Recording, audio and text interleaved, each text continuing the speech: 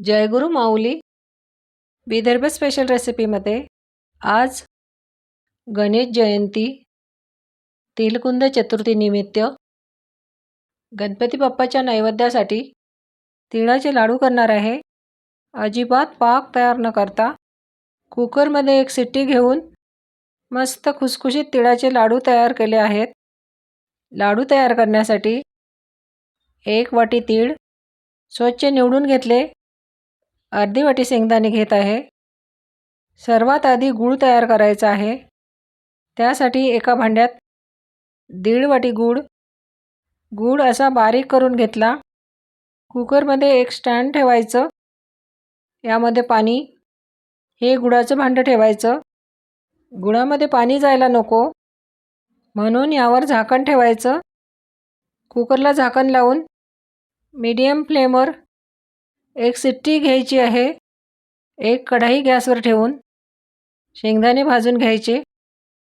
अर्धी वाटी शेंगदाणे खरपूस भाजून घ्यायचे, साल निघेपर्यंत भाजायचे, मीडियम फ्लेमवर भाजायचे। अशी साल निघायला लागले की काढून घ्यायचे।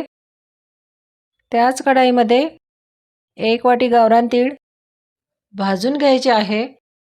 मिळाले तर गावरान तीळ घ्या, या तिळाचे लाडू चवीला खूप छान होतात।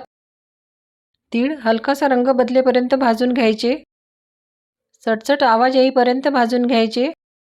तीळ भाजायला जास्त वेळ लागत नाही। छान असे फुलले, असा हलकासा रंग बदलला की काढून घ्यायचे। शेंगदाणे थंड झालेले आहे, याचे असे साल काढून घेतले।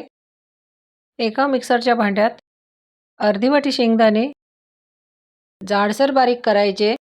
शेंगदाण्याचा कूट एका भांड्यात काढायचा। त्याच मिक्सरच्या भांड्यात भाजलेले थंड झालेले तीळ, 1 वाटी तीळ भाजले होते, त्यातील पाऊण वाटी तीळ मिक्सरला बारीक करायचे। पाव वाटी तीळ तसेच ठेवायचे आहे। तीळ असे बारीक केले। ज्या भांड्यात शेंगदाण्याचा कूट काढलेला आहे त्यातच मिक्सरला बारीक केलेले तीळ, पाव वाटी भाजलेले तीळ ठेवले होते, तेही यात टाकायचे। एकजीव करून घ्यायचं।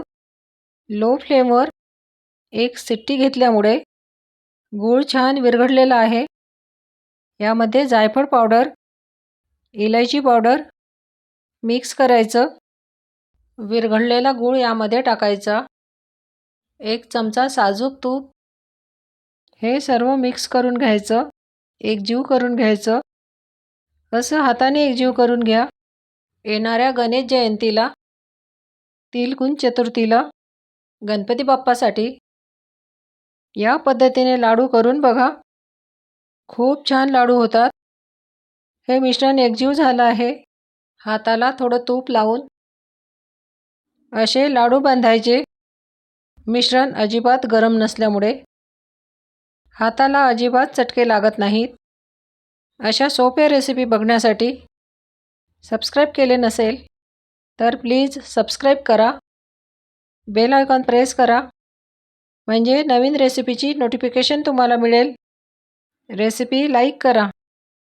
शेवटीचा लाडूसुद्धा व्यवस्थित बांधता येत आहे। मिश्रण अजिबात कोरडं कडक झालेलं नाही।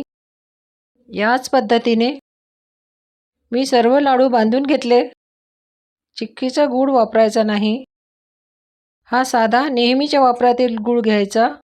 तोंडात टाकताच विरघळणारे लाडू तयार आहे, करून बघा। पुन्हा भेटू अशीच छान रेसिपी घेऊन।